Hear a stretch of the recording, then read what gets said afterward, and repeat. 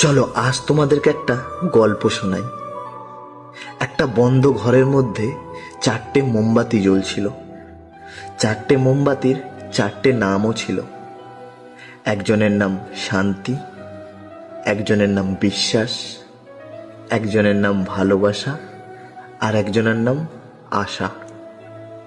তো 4টে মোমবাতি জ্বলতে জ্বলতে কিছুক্ষণ পর শান্তি নামক মোমবাতিটা নিভে গেল।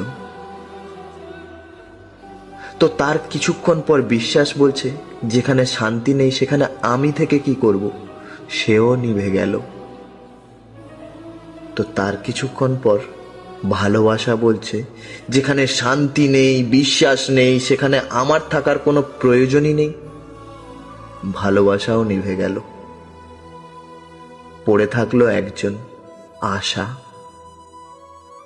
হঠাৎ করে সেই